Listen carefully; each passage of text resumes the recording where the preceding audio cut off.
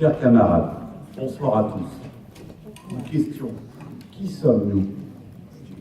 Nous sommes communistes, non seulement rebelles, mais militants, engagés dans la construction collective d'une alternative populaire.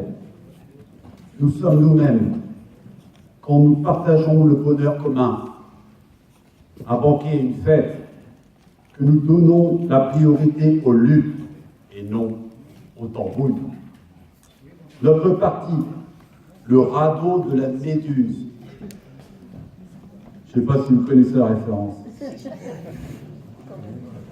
Il bouge encore dans cet océan d'égoïsme et d'égocentrisme, dans cette société qui isole les individus les uns des autres.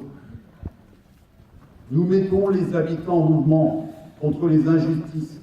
Ici, une expulsion d'un logement. Là, une fermeture de classe.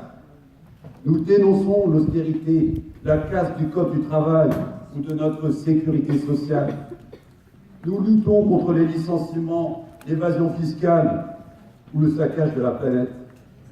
Nous condamnons la confiscation des pouvoirs, de tous les pouvoirs, le présidentialisme ou l'Union européenne du capital, un carcan des peuples avec lequel la France doit rompre. Est-ce suffisant? Nous le savons, ce n'est pas suffisant.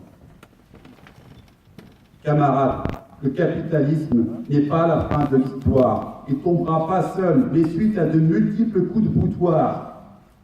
Les puissants, les dominants ont peur d'une chose, du nombre et de son mouvement. Ils veulent nous diviser pour mieux régner, car ils sont aux abois.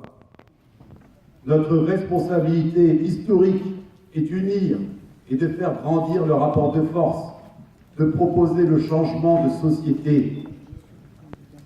L'oligarchie financière compte sur les alternances bidons, laissant intacte la propriété des grands moyens de production, laissant libre de tout contrôle les flux de capitaux, désespérant le monde du travail. Merci notamment à cette jeunesse combative de France pour ne rien lâcher contre le projet de loi dit travail. Continuons jusqu'à la victoire, camarades.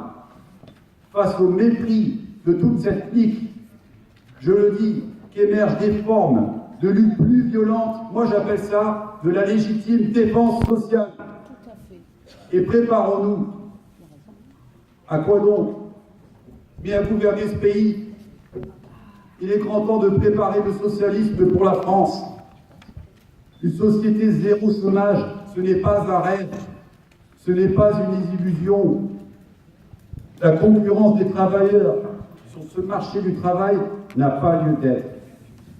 Ne perdons plus notre vie à tenter de la gagner. Mettons en débat le salaire à vie, garanti pour tous, avec une progression de carrière. Mettons fin à la différence de statut entre le fonctionnaire et le salarié du privé, en assurant une sécurité professionnelle pour tous et toutes. Faisons